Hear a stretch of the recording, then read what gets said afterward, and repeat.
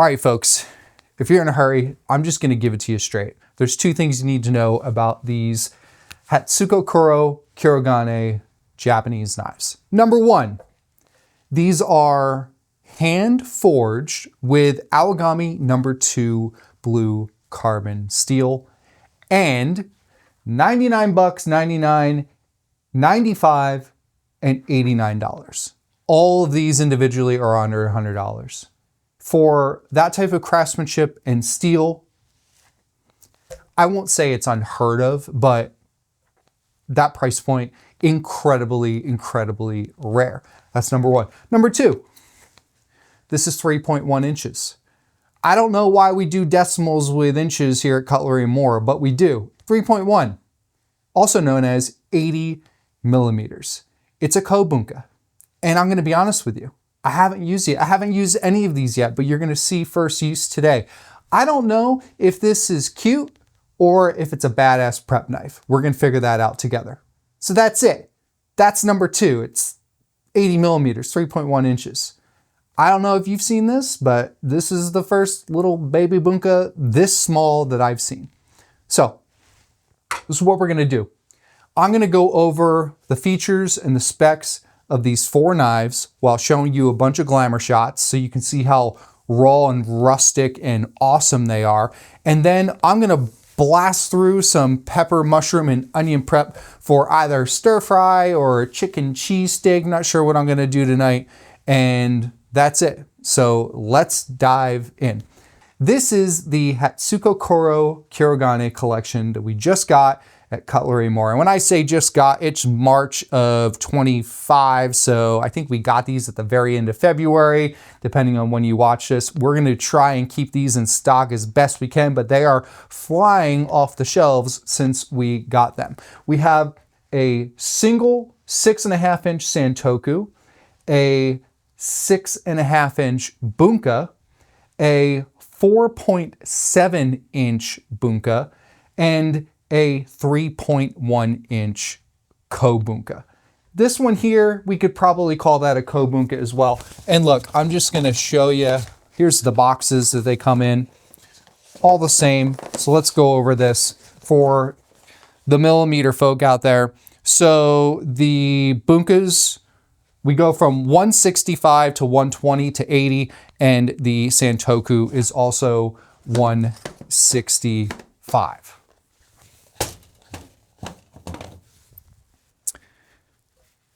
The coolest thing about these knives is that they are all hand forged. And I'm gonna be totally real with you, they are rough and rustic. If you're looking for some highly polished and super refined blade, skedaddle on to another brand that costs 10 times the amount. Well, not 10 times, 2 to 3. These are rough and rustic. That's the only way I can describe it. We've got a Kurouchi Finish on all of the blades that is lacquered. That lacquer over time, as you're using it and washing it, will begin to wear off. So if one day you're like, oh, I've got a little bit of black smudge on my hand, no big deal. That is the Kurouchi Finish. It'll eventually completely wear down and it'll smooth out, which is just something you get to look forward to as this knife evolves as you use it. As I said before, this is Aogami #2 blue high carbon steel, coming in at a 61 to 62 Rockwell hardness.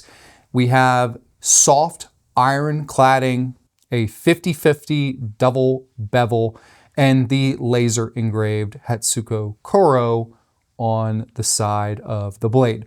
These all have the same ebony wood octagonal handle on it. What I found very interesting about the bunka as well as the Santoku is this. Right at the tang, they are perfectly balanced. Now, a lot of the bunkas that I have, several, even at that 6.5 to 7 inch mark, they are generally blade heavy. So whatever's going on here, these just have a really perfectly even balance to them. Don't you see that? Shh. Perfectly even balance to them right here at the base of the blade into the tang. Whether that matters to you or not, it really shouldn't, because the quality of a knife is not based on the balance of it. It's all personal preference, but it's just something I thought was interesting enough to share.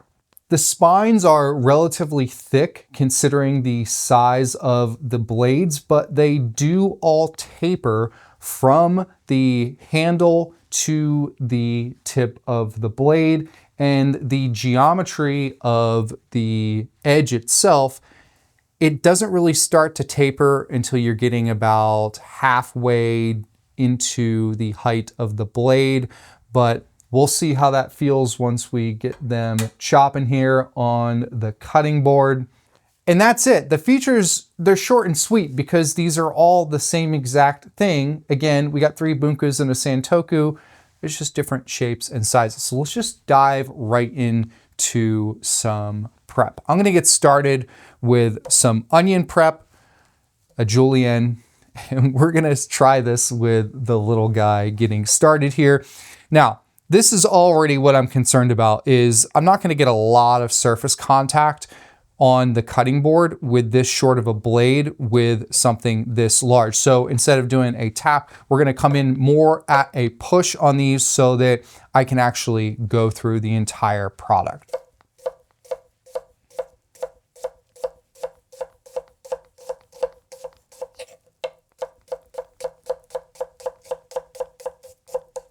Why am I julienning onion with a tiny little blade? Because I can.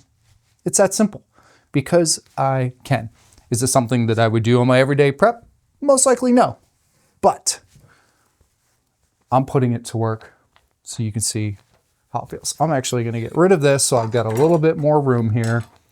Skedaddle on down here. All right, let's go to the 4.7 inch.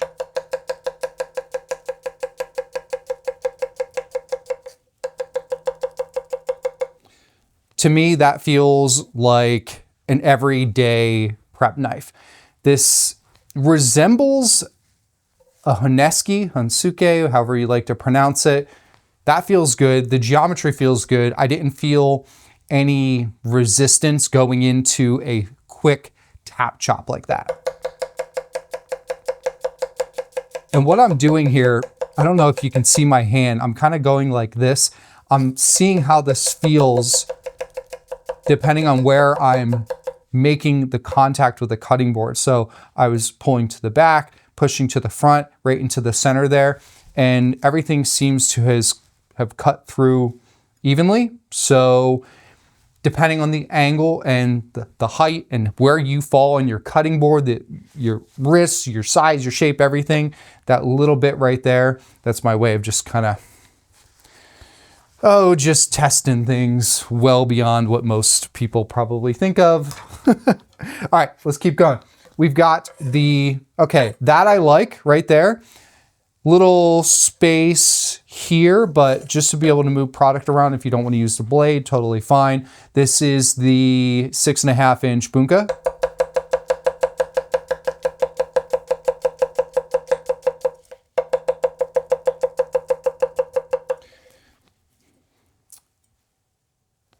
I'm not gonna lie, I was a little hesitant to do a first use video on these knives because of how rough and rustic they are. I wasn't sure how the blade geometry was going to feel just going at it on video, and I feel totally fine now. Seriously, I feel like I've been prepping with these knives for a long time. Santoku.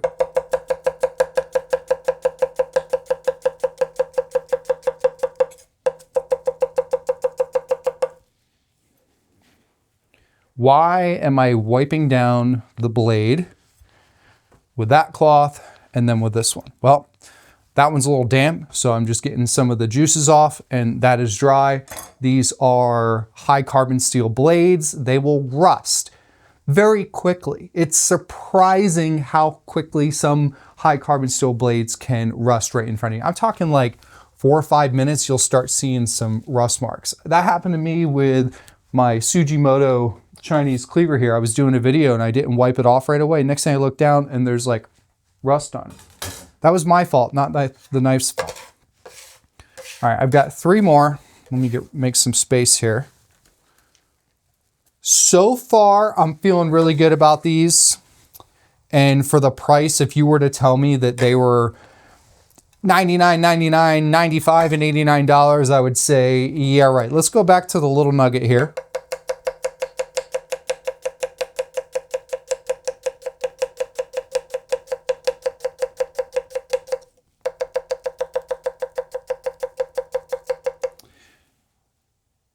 That was a pure tap all the way through and everything is cut. So my concern about surface contact only really hitting in the middle here or at the base or at the tip just went away because that did the trick. Let's see if we can do this again.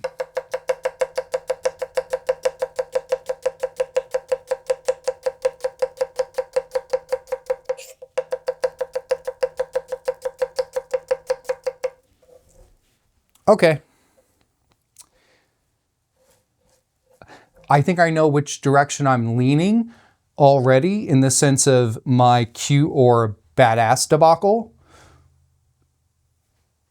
This isn't a cute knife.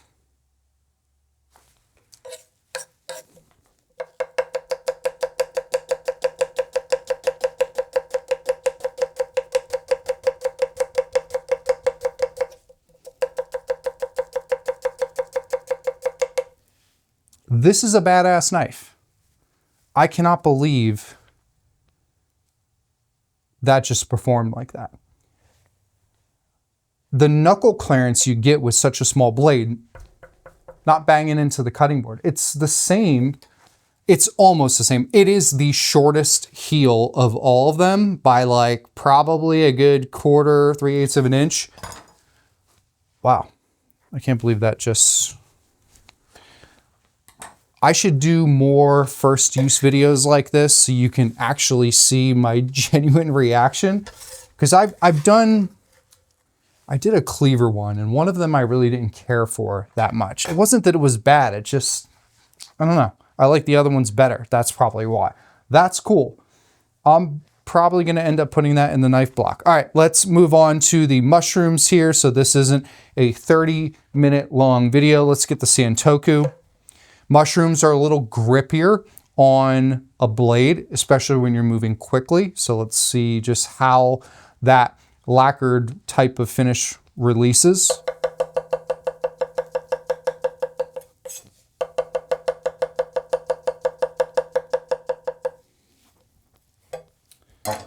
I mean, yes, I'm scraping the blade on the cutting board. No, I don't care because to me, I'd rather hone and then sharpen as needed than not just be able to use the blade as a tool. That's it. Learn to sharpen your knives and you can do that and it's not the end of the world. That I really like. In the world of bunkas, there are different curvatures. This has a pretty pronounced curvature compared to some others. You can see that is much more tip leaning closer to the cutting board. That was the Enzo hand forged. This is the Yoshikane, even more surface contact. So because of this curvature here, if you are a fan of the rock chop, all right, that's too high to do. We'll save that for the peppers. There's a slower push. Anyway, if you're a fan of the rock chop, you should be able to get into a nice flow without the tip of the bunka digging into the cutting board, which happens with straighter bunkas like the ones I just showed you, which is totally fine because they're better for tap and push chopping, whereas this, you will be able to get a shallow rock chop. And what I mean by that is you saw I went to try and do a rock chop with this and you have to go all the way up here. It doesn't make sense. Shallow. Green onions, chives, peppers, little baby carrot, something like that. You can get in and it's more of a back and forth type of rock chop instead of this like locomotion type of rock. So that feels good. I'm not worried about wiping these right now because they are not super wet because these are relatively dry. This is the 4.7-inch ko-bunka. Woo!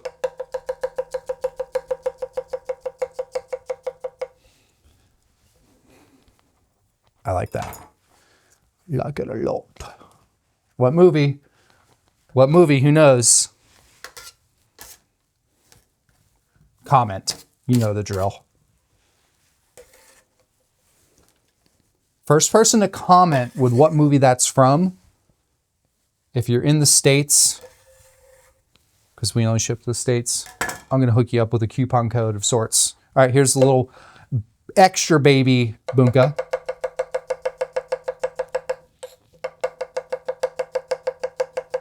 Notice my pinch grip. It's at the very top of the handle, not on the blade. And the reason why is if I'm coming down here and I'm pinching, I'm losing another ½ inch or so off this blade, but I have just as much control because it's so short and light that I can still keep that pinch grip-like position, but at the very top of the handle. I'm cutting these in half and then going through the tap because I'm working with a flat surface. Look, flat on flat, much more stable, safer.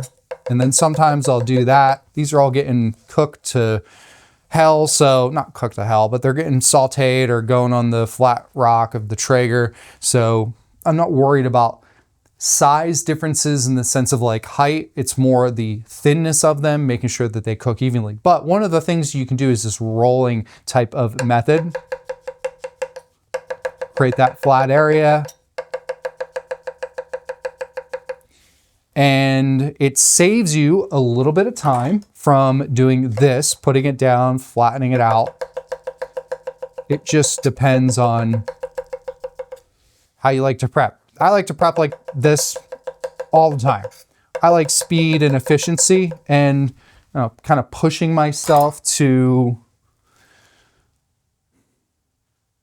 just get better. That's all. Here we go.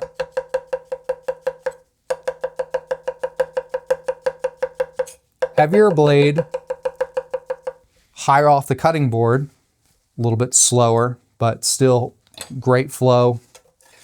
All right, I am a fan of these knives.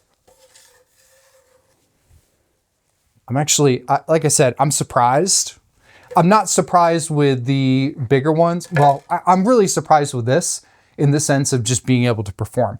What I'm most surprised about across the board with all of these knives is the geometry feels a lot better than it looks. In fact, let's bring up this choil shot. For all you knife nerds out there, looking at that, if you know, you know. And so with that, for smaller products, it's not a big deal. But for higher products like the onion or some of the taller mushrooms that I have here,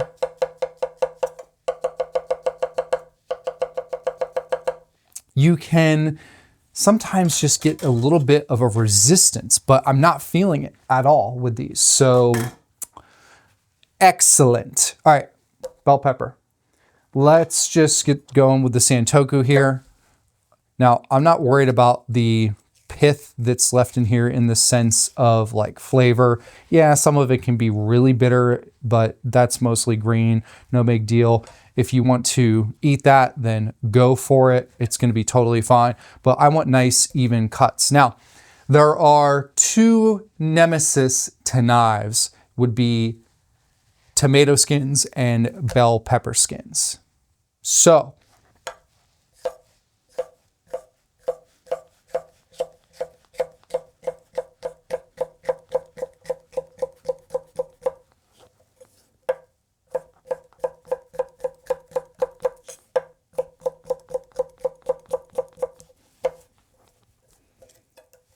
cut all the way through. Sometimes you can cut through, but there's this like delay where you can hear it hit the pepper and then hit the cutting board, and these went through. I'm probably just for shits and giggles, going to put these on a 1000 and then a 5000 just to see if I can turn them into as close to a laser as possible. They're not lasers right now. They're sharp. They're sharper than most people's knives, but I wouldn't say that these are laser. I want to get them there.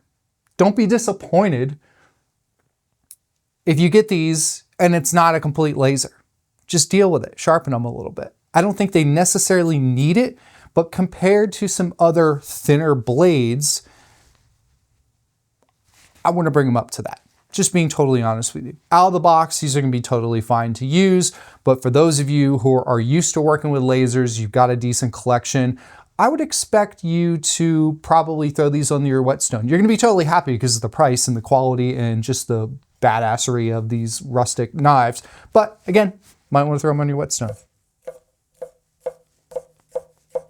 I mean, I'm not hiding anything here. They're obviously sharp. That did the trick. Give these a little wipe down.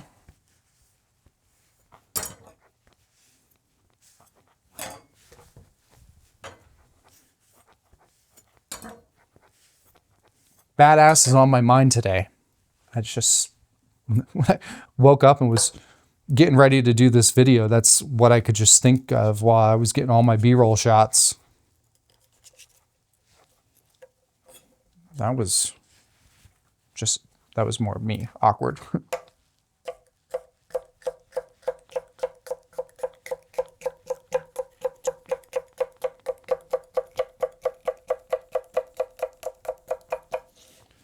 Essentially, what I'm doing here is a bâtonnet, roughly a 1/4 inch wide, because a lot of peppers are about that, 1/4 inch thick.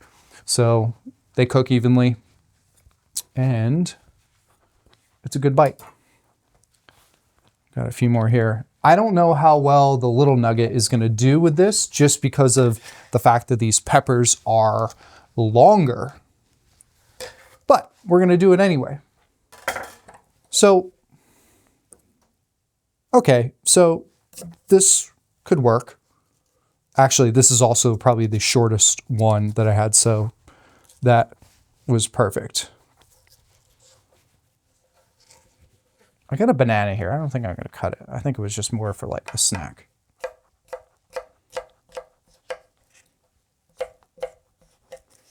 Okay, so this one,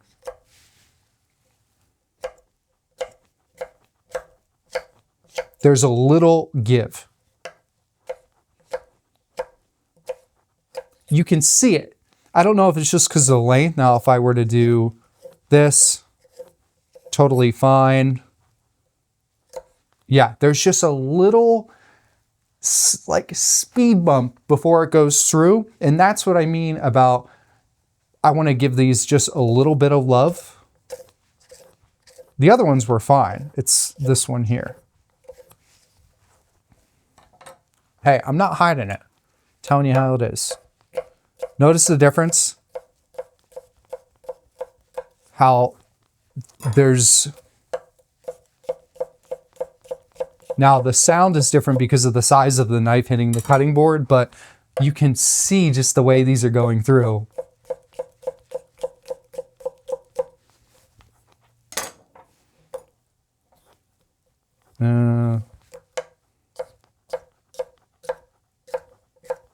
See, that was better.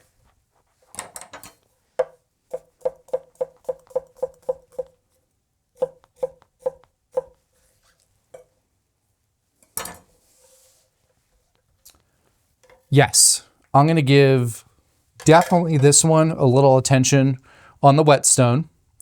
And the others, I'm probably going to just do like a 5,000 just to kind of, I don't know. Who knows how long they've been in a box, rubbing around cardboard, around the plastic sheet they come in. So the fact that none of these were honed or anything, and I was able to do all that, I feel really good about. I just want to bring them 2 steps up, just 2.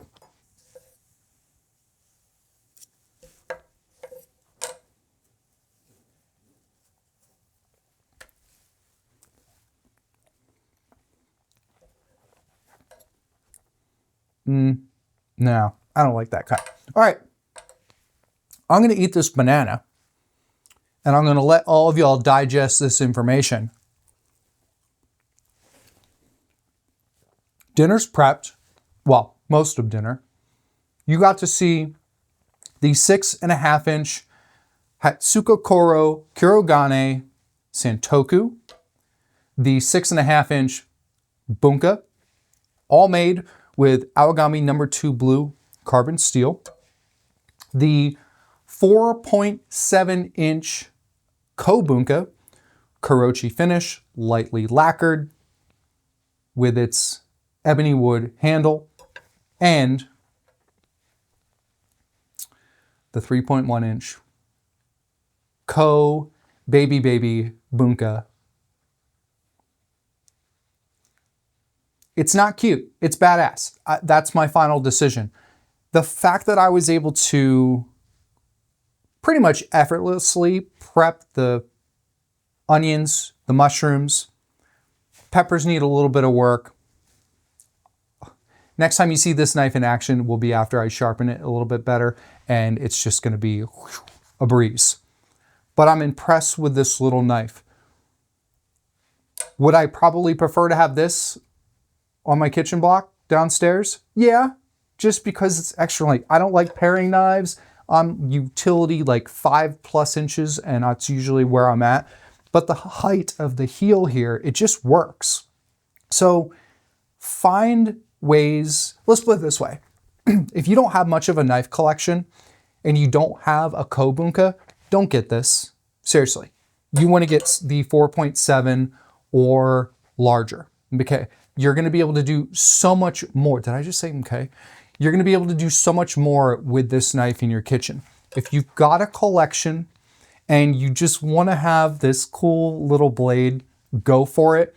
But when we're talking about everyday prep and what's practical, this, for the most part, is not it. Now, if you're a huge fan of using paring knives and you use them all the time, and I'm talking like, if you've got a short little blade like this and you use this all the time for prep, this is going to be such an improvement because of the height of the heel, and you're going to not have to worry about banging your knuckles into the cutting board. But if that's not you, go with this one. Santoku, the other bunka, totally great, totally fine. And that's my consensus. Don't let my advice or opinions veer you in one direction or another. But I do have a lot of knives. I use them every day. It's badass. It's not super practical, but it's really cool to have in your collection, and it's going to go into my knife blog because for me, it's almost like, well, what can I do with this knife? That'll be another video. Everything I can do with this once I got more time with it. Hatsukokoro Kurogane. Oh, I guess I got to say, I'm Chef Brandon. Thanks so much for tuning in. Be sure to check out all of the Japanese hand-forged knives we have at cutleryandmore.com. Take care.